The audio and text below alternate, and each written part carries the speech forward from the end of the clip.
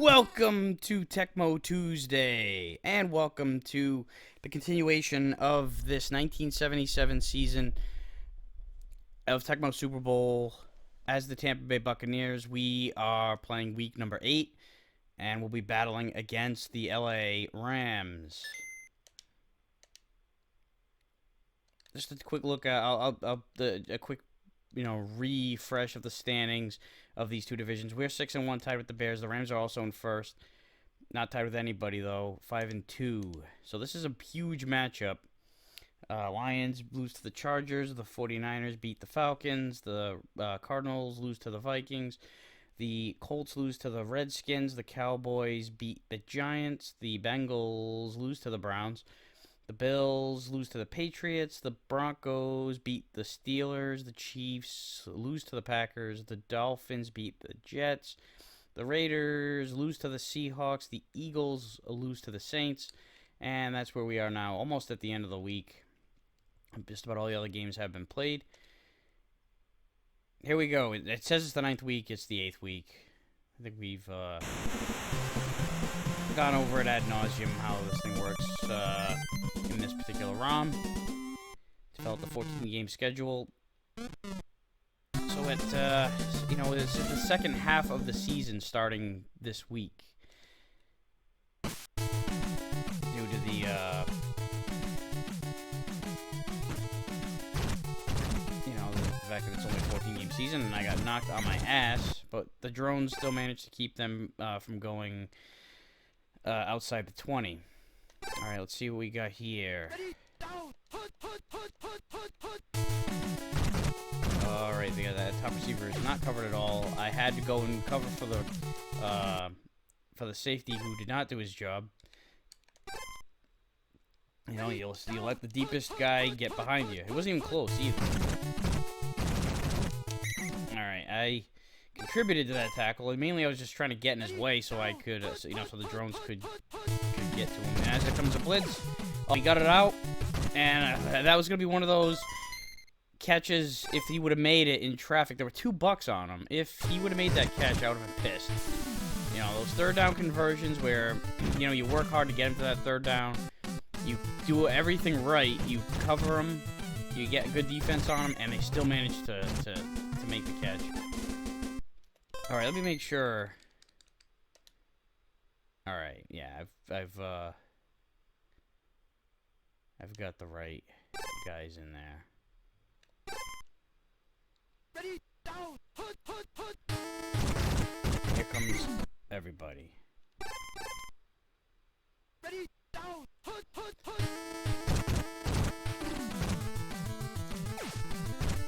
Owens is open, and he makes the jumping catch.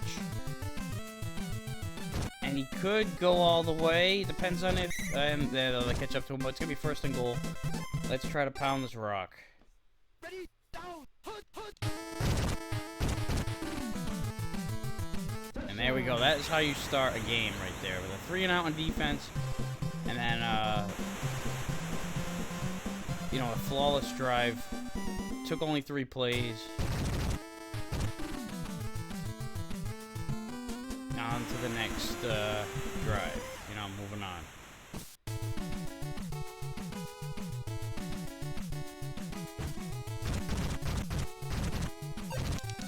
I was a fumble. They got it back. They got it back, and they got a pretty fast guy with the ball. I am nowhere to be seen on the screen. Come on, get him. Dive. You gotta be shitting me. That's even worse than the one that I was describing, the third down conversion, as far as, doing what you're supposed to do, and then, it still doesn't work out for you. This was just, this is worse because, well, first off, it's a touchdown instead of, a 10-yard gain, but also the fact that it's just pure luck. You can at least say that the contested catch was, great skill on the receiver's part. It's just very frustrating. But in that case, it was like we tackled the guy. We had him where we wanted him. We had him in. We had good field position, and then it just the luck of it all. The fact that he you know, they recovered it and ran it all the way back for the touchdown. Gotta shake that shit off, though. Move on to the next play.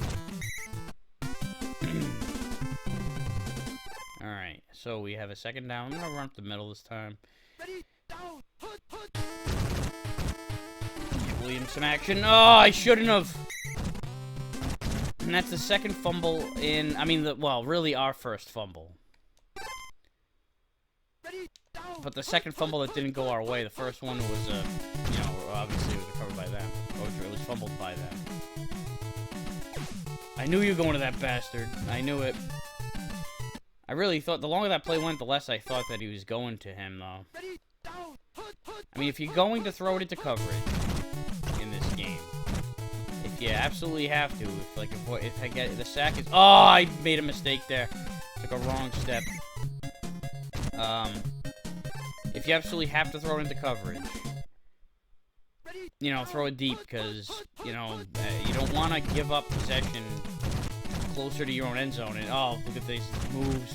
And speaking of end zone, another touchdown. So things are going a lot differently now than they were at the beginning of the game, when we got a 3-and-out stop and then just, you know, went right down the field.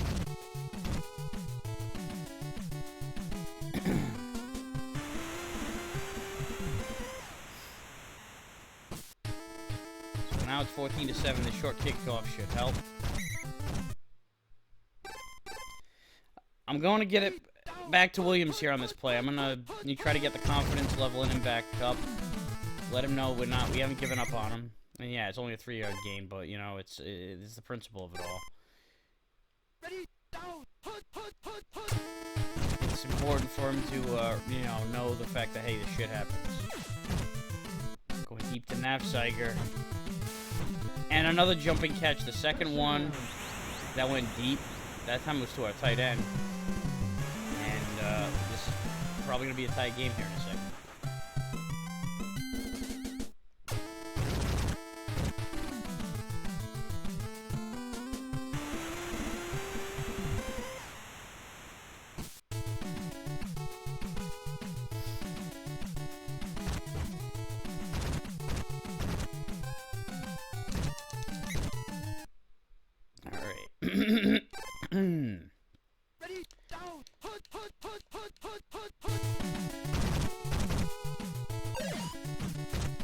That was a nice play by the defender who was staying at home, stayed with his guy. And, you know, it was a safe short pass, but ended up getting tackled behind the line. Oh, I bought that fake. Don't make the move. All right, good job by the drone. Keep him behind the line of scrimmage. Or right at the line of scrimmage, you know, it's about the same. Oh, man, I got knocked over. And, all right, there we go. Good job by the drones. He broke the first tackle, but, you know, we got him stopped on 4th down. There's enough time to drive down and get some points.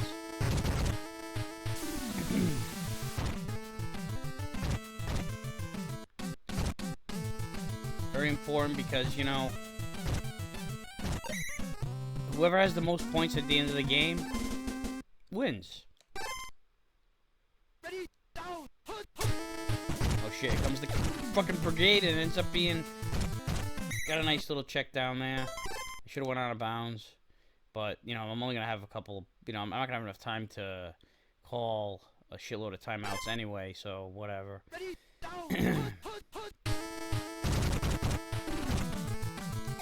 Shit. Oh, boy, that was not a good idea. I thought he was coming after me, and then he dropped back. Oh, oh shit. Alright. Yeah, it's just kick it away here. So the double dip does not happen in this game. But at least we tied up the game. We changed the momentum after it looked like it was really going against us there for a bit. We really needed that touchdown drive to tie it up. You know, just settle things back down a little bit. These things are starting to get a little weird. That fumble, and then another fumble. You know, fumble by them, and they score a touchdown with it, and then a fumble by us, you know, and it leads to a touchdown.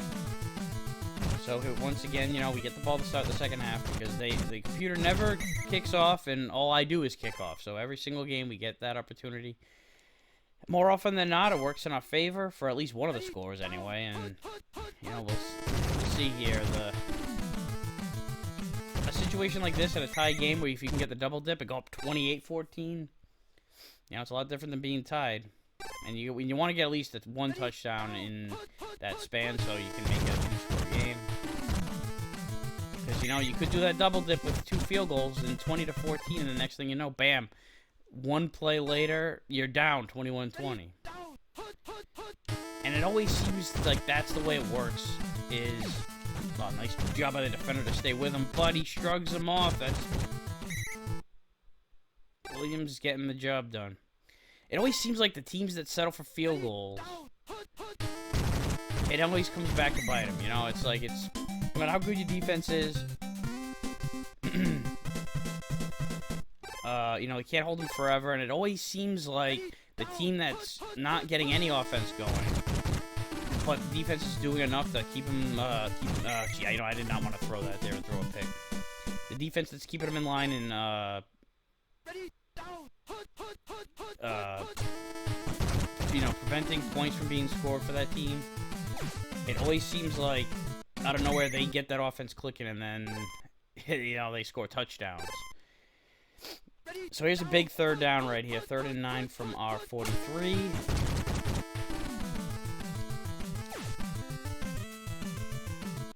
Oh, man, I thought I was going to be overthrown. Instead, it's a touchdown. All right.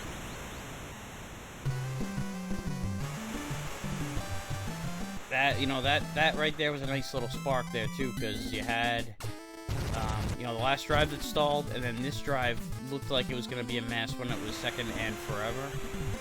But I did what I always try to do in those, like, 3rd and 20 situations, even 3rd and 15, is try to get, like, half of it back and make it, you know, 2nd and 20, 2nd and 15. I mean, if you know, if you get that much yardage and you got 2 plays, or even like 3rd and 20 and it's a game and, you know, last drive situation, I never go for it all, unless somebody's wide open or something. But, you know, try to get like half of the yardage back to make it 3rd or 4th and manageable depending on the situation. Oh, you see, that time I stayed at home. It's a good fucking thing I did because everybody was up in the middle. That's a good play to run against the blitz right there. In fact, I mean, the thing is, I wasn't really thinking much of it. Oh, I thought I got a pick there. Triple coverage. We got a punt back, though. I called the play, but I wasn't really looking to see what I was calling. I should have known as soon as they started blitzing that I called the right play, and that the play that I called was that outside run. So, I should have been, as soon as I saw them pouring through, I should have been there and on the spot, but I wasn't really paying attention to what I was actually calling. I was just like, all right, I think it's going to be this run right here. Not really thinking much of anything about the intricacies of the play itself. All right, so 3rd quarter now. That was a good 4th quarter now, end of the 3rd. That was a good 3rd for us there. We got the lead back, and we finished the quarter regaining possession, and fumbling. It's out of bounds. Oh my God, it's a good thing we were where we were. And especially in a game like this where it's like fumbles seem to be the theme, it would of course be fitting for a fumble to, you know, be a huge focal point in the late stages of the game and be a deciding factor perhaps. Wouldn't that have been some shit? Still could happen. There's plenty of time.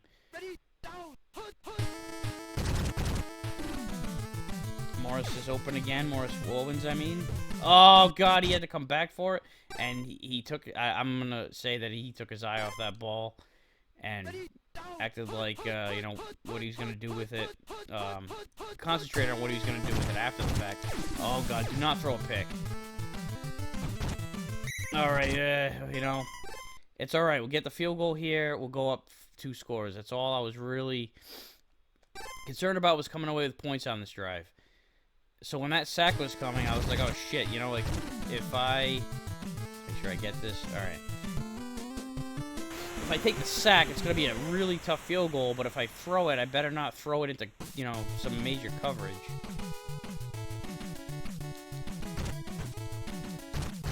turn the ball over and give them a chance to tie the game. You know, we want to make this as difficult as possible. With 3 minutes left, 3:02 to be exact, and down 10 points, this is going to be quite the challenge for them. But we've given up big plays before. All it takes is one big play, and then, you know, luck on the onside kick. And you could be right back in business. And again, you know, going back to the whole thing about the teams that settle for field goals, and it always just kind of seems to go in a certain direction, like it's formulaic. The same thing with, the fuck was I talking about? Oh, like when you get a turnover.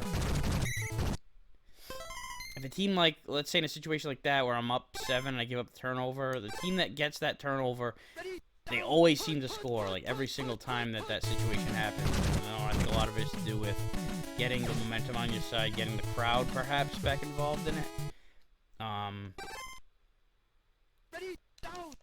That kind of shit can contribute. It's what, it was a big factor in the Bills comeback way back in the day.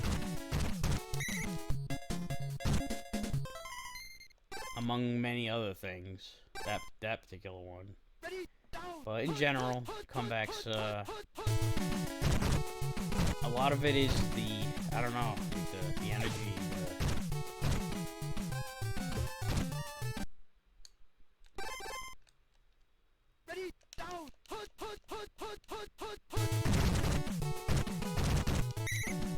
There's a tackle. You know, I wouldn't say I'm not a very spiritual person, but, you know, like that, proverbial spirit, I guess. That's the spirit of, alright, here comes the 4th down. You know, whatever you want to call it, there's something going on. Whether it's pure momentum or, first down here. Doesn't look like it's going to matter. There's not really enough time here. This is a situation where I would kick with the field goal right now. I know it's first down, but why run out of time and then it not matter? Because, look, see, they have time for one play here. They are not going to have time to score and recover, and not even line up for an onside kick. Never mind, kick it and get it, and they make the catch, but that's the end of the game. So we beat the Rams 24-14, improving our record. We did not get much going with the ground game. Seemed like the passing game was the way to go. It was generally what was working. So why break something that isn't fixed? Or why fix something that isn't broken? Whatever, either one. We kept them in check, running the ball. There was a big play or two. Of course, there were the fumbles and all that shit. But we minimized our mistakes as much as possible after that fumble return touchdown botch situation. So that will be another one in the win column, and that will make it 6 in a row, I think. Let's simulate this final game of the week. Houston loses to Chicago, so that's it. We're moving on to week number, it's going to be week number 9. We're going to be playing the Giants. So that was a huge win against an NFC team that was, in the running here to be a contender. So AFC East looks like this. You got the Dolphins at 6-2, Patriots 5-3, with the Jets and Bills at 500 right below them. You got the Steelers at 5-3 with a 1-game lead over Cleveland at 4-4. This division has nobody with a winning record. Raiders, Chiefs, and Seahawks all 4-4 in a 3-way tie. Giants, who will be our opponent next week, is at 6-2. They're tied with the Cowboys, so our game will be very important. Dallas is going to be rooting for us. Speaking of tie up top the division, we're 7-1, along with the Bears, and then the Vikings are 6-2, right behind both of us. I mean, it's a thing where a loss from us and a win for Chicago and Minnesota would just knock us all the way down to 3rd place out of nowhere. We'd be a 7-2 team in 3rd place, which could happen, anyway. We could have 2 8-1s and a 7-2 so long as the Bears and the Vikings aren't playing each other, which I didn't check up on. And then, even the Packers at 4-4 are not out of the mix or anything like that. Rams at 5-3 now. They drop, and the 49ers are right on their tail at 4-4. And that's it for the standings. So, huge matchup in the NFC. We had one game against the first place NFC team, and now here we've got another one. Even if it is a tie with Dallas, who we beat earlier in the season, by the way. So we'll see how that goes. But we've got the big matchup here with the Giants. We'll see how that works out. Thank you for watching, and I'll see you then.